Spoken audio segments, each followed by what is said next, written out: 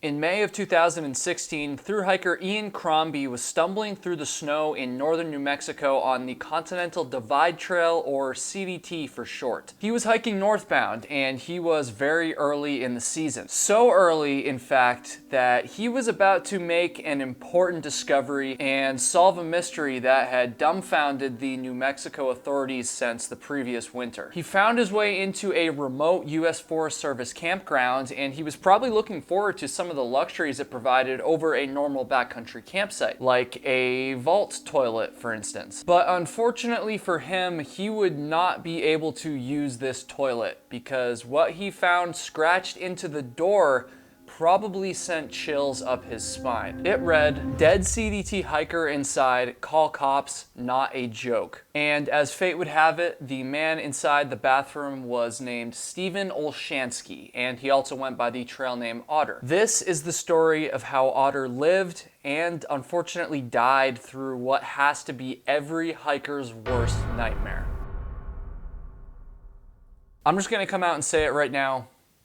This story is This seriously might be one of the most disturbing stories in thru hiking history, and it honestly blows my mind that despite the fact that I've been thru hiking for so many years now, I had never heard it until a few commenters pointed it out. So thank you very much to everyone who did that. So with that warning out of the way, we're gonna jump into it here. Although real quick, I do wanna say I'm trying to get this channel to 100,000 subscribers. Things have been really popping off lately, so thank you so much to everyone who recently subscribed. However, I still know that most of you that are watching this right now, yes, I'm talking to you, have not subscribed yet, so please do so and help me get to that goal. Okay, in 2015, 59-year-old Steven Olshansky, trail name Otter, set out on a southbound thru hike of the Continental Divide Trail, which is roughly 3,000 miles in length, and it spans the length of the United States from Mexico to Canada, running through the heart of the Rocky Mountains. The CDT is part of the Triple Crown of hiking, which also includes the Appalachian Trail and the Pacific Crest Trail. Completing all three trails is a huge deal within the hiking community, and Otter was one of the few to have actually accomplished that incredibly difficult feat. But Otter wasn't just a Triple Crowner. Otter had actually hiked all three of the Triple Crown trails multiple times, which is just insane. Like, this legitimately makes Otter one of the most accomplished and experienced thru hikers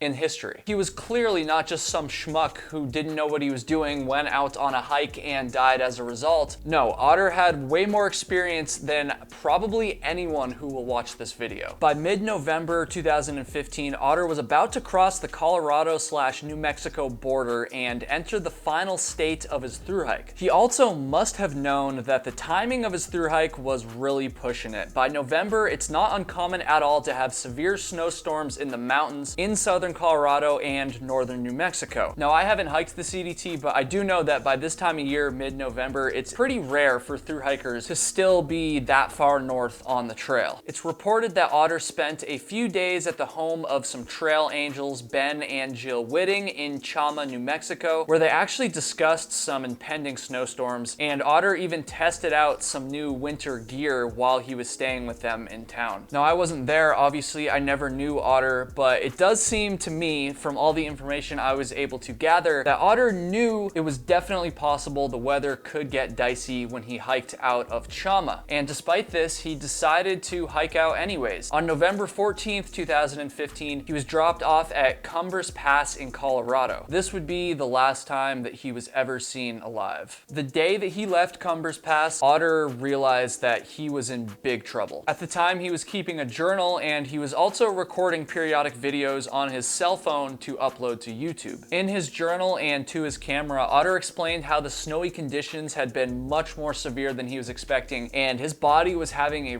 really hard time handling it. He wrote, quote, "I immediately began to suffer from terrible weakness. When I stood up, I felt faint. The snow was waist deep in places. I saw one spot of ground, and I took it and pitched," his tent presumably. It started snowing, ending Tuesday, November 17th, late, well over a foot on top. This campsite that Otter was referring to here was roughly 12 miles away from Cumbres Pass where he had started. My understanding is that he rode out the storm in that campsite, and then the day after the snow stopped, he tried to backtrack and get back to Cumbres Pass to bail out. However, his body was feeling so weak at this point, he could hardly even make it a mile. And so he ended up actually turning around and going back to his campsite because he knew the campsite was very well protected and it also had plenty of firewood. This meant that Otter was stuck. He might have been in a temporarily safe spot, but he was stuck and he had no GPS device, no spot, no cell signal. He had no way to call for help. It's at this point that Otter pulled out his cell phone and used some of what was left of his dwindling phone battery to tell the world about his dicey predicament. I can't play the video on here, unfortunately, because I don't want to risk getting a copyright strike, but I will show some screenshots and I will quote from the video and tell you what Otter said. Otter sighs and says, quote, "I'm in big trouble. I'm snowbound. I tried to hike out yesterday. It's about 10 to 12 miles back on the road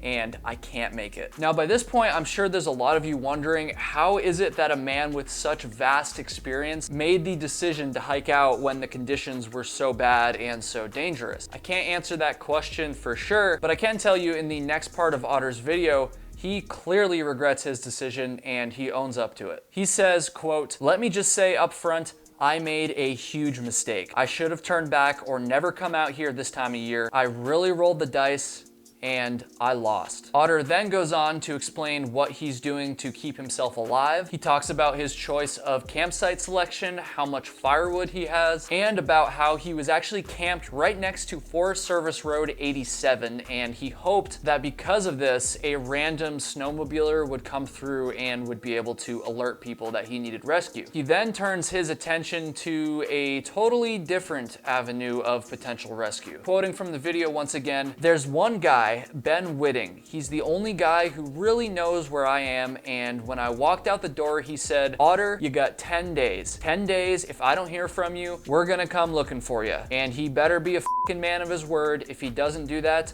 I am absolutely toast.'" Unfortunately, it would be longer than 10 days before Whitting would sound the alarms about Otter. But eventually, on November 29th, Whitting did start asking around online to see if anybody had heard from Otter, and shortly after realized nobody had, and the authorities were contacted. In the meantime, however, Otter remained stuck. He spelled out the word "help" on the ground, hoping that it would be spotted by a plane. He fashioned some homemade snowshoes made out of branches from the surrounding campsite, and he remained huddled inside of his tent as another severe snowstorm came through. He waited like this until December 1st, and with still no sign of rescue in sight, he decided that he needed to do something else. At this point, his phone was 100% dead, and he was not carrying a paper map. However, before his phone had died, he remembered seeing a campground on his GPS app that was about 3 miles away from him down Forest Service Road 87. It was the Lagunitas campground, and Otter had slept in its bathroom once before on a previous hike. Now, that might sound ridiculous to some of you, but I do just want to have a little aside here. Sleeping in bathrooms at Forest Service campgrounds is actually fairly common for thru hikers to do, especially when the weather is bad. Ultimately, Otter decided that instead of continuing to wait in his current campsite, he was going to head for Lagunitas campground. He wrote in his journal, quote, "Took a lot of courage to pack up that day. I hiked 200 yards and bent over from total exhaustion in the waist-deep snow. I looked back to the place where I had spent 17 days, safe,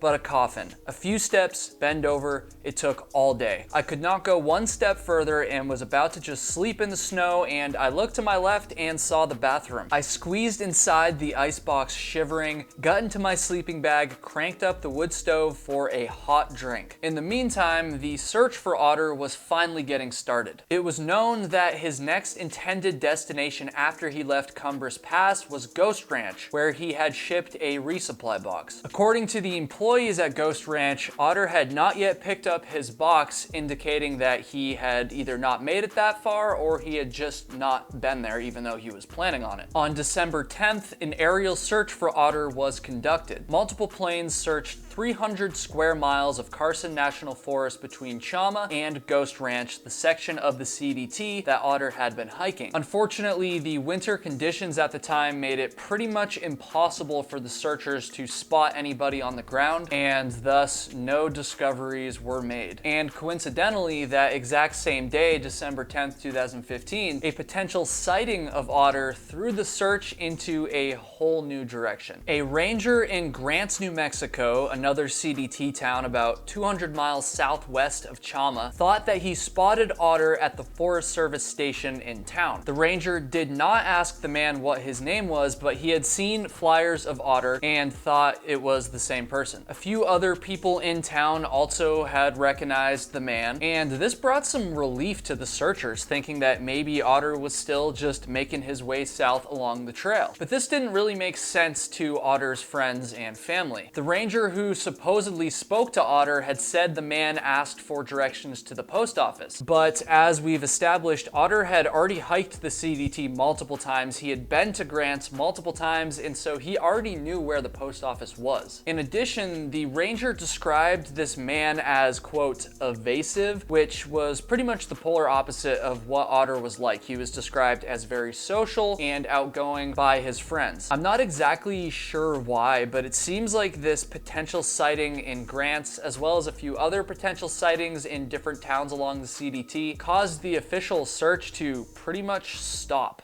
much to the horror of Otter's friends and family. And what's just as horrifying is that on December 10th, when they were searching with the planes, like I mentioned a minute ago, they were this close to finding Otter. On this day, Otter decided that he was done waiting for rescue once again, and he was going to try to make his way out. He had burnt down a wooden shed at the campground, hoping that someone would notice the fire, and he now used pieces of the metal roof to create a pair of makeshift skis. He started skiing away from the campground, and he didn't make it very far before he spotted a potential chance at salvation. He wrote in his journal, once again quoting, "Just as I was at the end of the entrance road, along comes search and rescue plane directly above me, and I was out in the open. They flew over the campground and might have seen the building I burnt down after the storm because it was not snow covered. A couple of minutes later, they turned around and flew back over, wildly waving at them. They had a perfect view as I was out in the open. My only chance left is that they saw me." But unfortunately, the planes had not spotted Otter. He eventually returned to the campground, having not made it very far on the skis, and he wrote, "My gut says they didn't see me. If they don't show up, I'm doomed. It's all come down to this." At the campground, Otter found a large stash of horse feed, and he was able to use it to make a rudimentary version of oatmeal. He stayed in that bathroom waiting and waiting, but no rescue ever came. And by December 17th, it appears as though Otter had given up any hope of being saved, either by rescuers or by himself. He began to take preparations to end his own life, writing in his journal, "My intention is to bring the stove inside later and asphyxiate myself. Probably won't work. Nothing else I've tried has. I intend to enjoy my last day, eat my remaining food, stay warm, and focus on the beauty and good things that were my life, especially my friends." He tried to follow through, but as he predicted, it didn't work. The bathroom was not airtight. He waited for a few more weeks, and by sometime in January, he once again tried to end his life, this time cutting himself with a saw, but this too failed. And it seems like he changed his mind after this attempt, and he continued to wait. In his final days, Otter journaled about his life. He recalled pleasant memories from his time on the trail, and he also expressed some regret about consuming large amounts of marijuana shortly before he set out from Cumbres Pass. He wrote, quote, "I was so stoned on cookies, weed, etc. in Chama, I went on anyway." He wrote about how he did not blame anyone else but himself for what had happened. "This is a situation of my own doing from a life that I led." Eventually, sometime in mid to late January, Otter finally passed away from hypothermia, compounded by starvation and and dehydration. He had been at the Lower Lagunitas campground for 4 to 6 weeks and had spent just over 2 additional weeks camped out at his original campsite. And for the coming months, still nobody knew what had happened to Otter. It was pretty much like he had vanished. That was until May of 2016. On May 10th, 2016, CDT thru hiker Ian Crombie approached the Lagunitas campground. He was really early in the thru hiker season and he had been post-holing through snow for the past 30 miles. When he finally reached the campground, he noticed a pair of homemade skis sitting up against the bathroom. His attention then turned towards the door of the bathroom, and this is where things got serious. Scratched into the door of the bathroom was a warning about a dead CDT hiker. There was also a paper note that was stuck to the door which read, "There is a dead human body inside bathroom locked in. It is that of Steven Olshansky, aka the Otter. Please notify authorities immediately. No joke. Thank you." Crombie was well aware of who Otter was because he had seen missing person flyers for him in pretty much every town along the CDT thus far. Crombie hiked out immediately. He could not get inside the bathroom because it was locked, and a few days later, he reached Chama and he alerted the police. It was no easy task for investigators to make it out to Lagunitas campground. Once again, it was the spring, there was still really bad snow conditions, but eventually through a combination of ATVs, side-by-side, and just good old-fashioned hiking, the investigators were able to make it to the campground and recover Otter's body and his journal. And finally, the hiking community, as well as Otter's friends and family, finally had some answers about what had happened. Once again, Steven Otter Olshansky was an extremely experienced hiker, one of the most accomplished thru hikers in history. But despite all of that experience, he still made a tragic and fatal mistake on November 14th, 2015. And again, according to himself in his journal and videos, he should have never hiked out that day. I really think that every single thru hiker and prospective thru hiker needs to hear this story. It's a harrowing reminder that you should never get too comfortable with your abilities in the mountains, even if you're at an elite level of experience. It's really one of the saddest and most disturbing stories about a thru hiker that I've ever heard. Once again, I can't believe that I had never heard of this story until just a few weeks ago. My heart goes out to Otter and his friends, everyone he knew within the hiking community, and of course, his family. This story has really stuck with me, and I'm thinking about maybe doing another video where I go through some of the lessons and takeaways from what happened to Otter, because once again, he himself even acknowledged that the situation could have been prevented. So please leave a comment and let me know what some of the biggest lessons from this story are. And once again, make sure you're subscribed to the channel so you won't miss it when that video comes out. If you've been watching a lot of my videos lately, and especially if you've watched all the way to the end of the video, if you want to go above and beyond, please go to patreon.com/KyleHatesHiking. I'm trying to get my Patreon to 150 members. Right now, I'm over 100, so thank you guys so much if you're already on there. I really appreciate all of you. Help me get to that goal, 150 members, and thank you everybody for watching.